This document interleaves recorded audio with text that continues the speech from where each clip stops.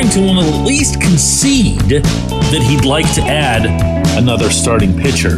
What he won't concede is what's most obvious. Good morning to you. Good Friday morning. I'm Dejan Kovacevic of DK Pittsburgh Sports. This is Daily Shot of Pirates. It comes your way bright and early every weekday. If you're into football and or hockey, I also offer daily shots of Steelers and Penguins in the same place that you found this. Cherington and Derek Shelton both appeared at an event that Major League Baseball arranges now. It's a fairly recent development each spring in Tampa, Florida. This is for the Grapefruit League teams, obviously. The Cactus League does its own thing out there in Arizona. They have the executives and the managers all in one spot. It's wonderful for media purposes. If you're working on content related to general baseball stuff, you can just bounce around from GM to GM, manager to manager. It's great. A whole bunch of topics, as you'd imagine, came up in the Cherington session. One of them, naturally, was, what are you doing here? Basically, like, do you understand that you need at least 5 starting pitchers to start a season?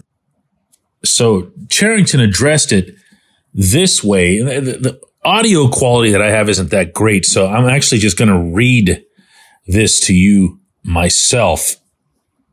Cherington said, every offseason is different. We engage on a lot of players, both in free agency and trade. It's hard to predict which ones you're going to line up with where the price makes sense. We chased down a lot this winter that ultimately didn't feel like it made sense. There were also times when player X or player Y really prefers a certain spot. That's going to happen too sometimes. We want to be opportunistic inside that and look for, with our resources, how do we build the best team? How do we add the most wins to the team that we can? We don't want to be locked in on a certain position because you just narrow the field of opportunity if you do that. Okay, now how many different references did you pick on? Pretend like this is a Dora the Explorer search for, I don't know, hidden treasure. And you're going through this entire quote, seeking out references to being cheap. He starts off with, we engage on a lot of players, both in free agency and trade. It's hard to predict which ones you're going to line up with where the price makes sense. Okay, so it was about money. We chased down a lot this winter that ultimately didn't feel like it made sense. Okay, well, he set that context in the previous sentence. Making sense means it's about money. We want to be opportunistic inside that and look for, offset this phrase, with our resources, and offset how we build the best team. You know, they are exactly what they are. I'd love to change this conversation, but I can't. Only they can. The general manager of the Pittsburgh Baseball Club, entering its 143rd year as a franchise. The institution of Roberto Clemente, Willie Stargell, Ralph Kiner, Hannes Wagner. They can have this individual stand in front of everybody and say, this is about money. This is about money. We're short a starting pitcher, which he did acknowledge. Not in this quote, but at a different point in the press conference. They're short a starting pitcher. They need to add a starting pitcher. They haven't done so because of money. And if you look at the money that's available to them, well, only they know that.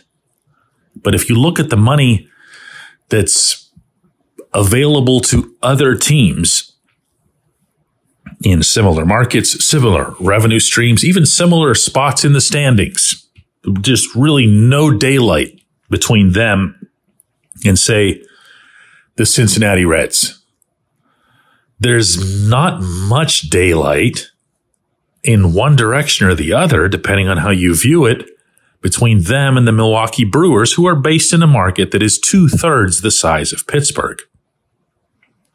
There's virtually no daylight between them and the Kansas City Royals, who've just gone on a spending spree, although I've acknowledged and emphasized really that the Royals just might end up being some kind of fluky exception because they're trying to get funding, public funding, for a new stadium in downtown KC.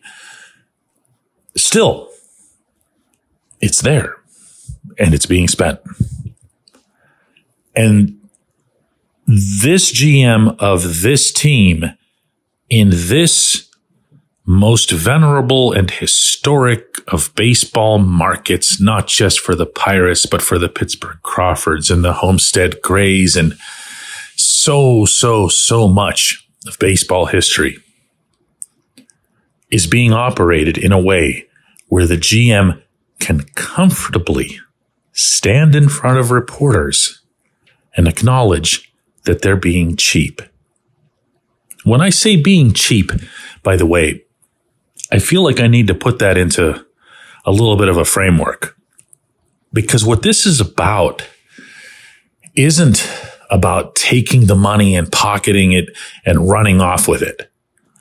I actually have gotten enough intel over the years to believe that that's not the case. That's not what's happening here.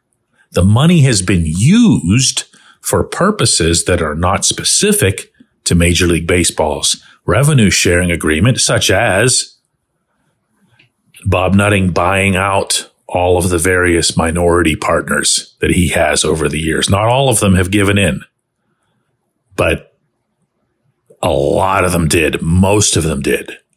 That money really wasn't supposed to be used for that purpose.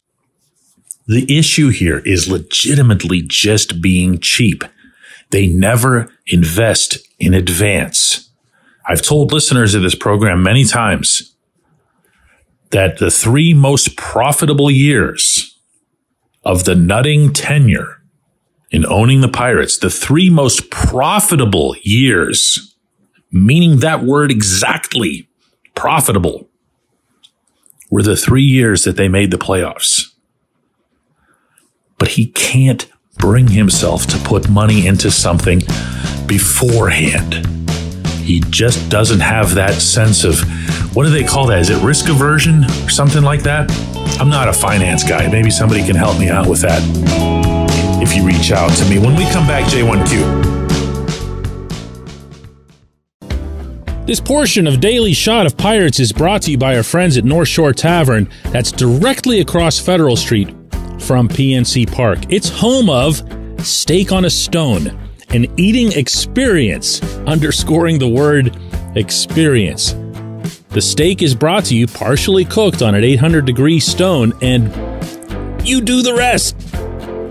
It's a ton of fun, it's a great meal, and it's a baseball atmosphere like no other in Pittsburgh. North Shore Tavern, right across Federal Street from PNC Park.